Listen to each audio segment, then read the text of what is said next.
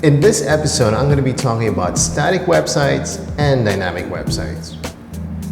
So before we begin, I'd like to give a general idea of what static and dynamic means. So when we talk about static, this is not the TV static that we see or the radio static that we hear.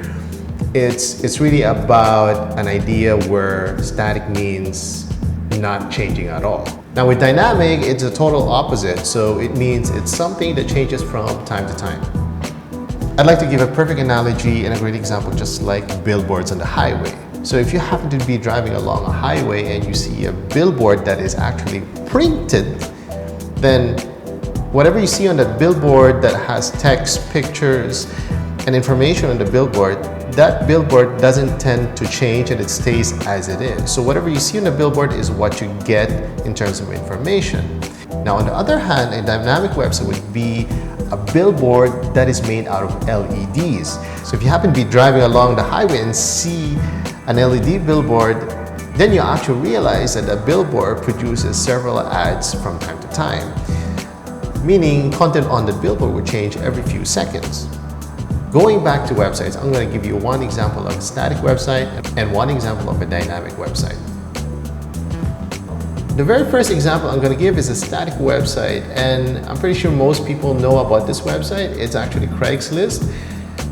And basically, the content that you see every time you browse is really static. You pretty much see just text and pictures as well. But the information you see is information that would not change while you browse. The next example is a dynamic website. So I visited carousel.ph, and once you get into the landing page, you'll notice that there's an actual slider.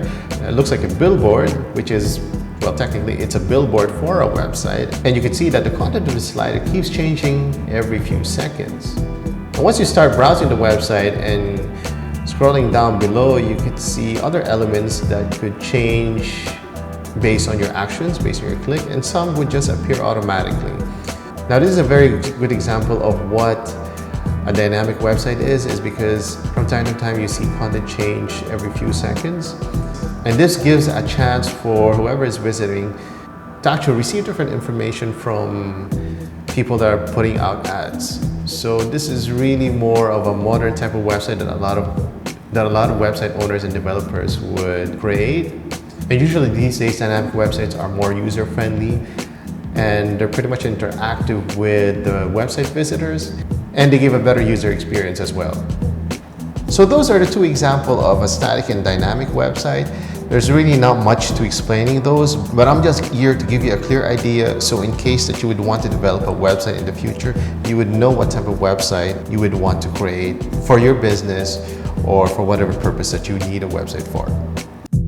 Thank you for watching, and I hope you like it. Make sure you subscribe to get the latest video and updates every week. If you got any questions about websites, make sure you hit me up on all major social medias at Philip Soriano.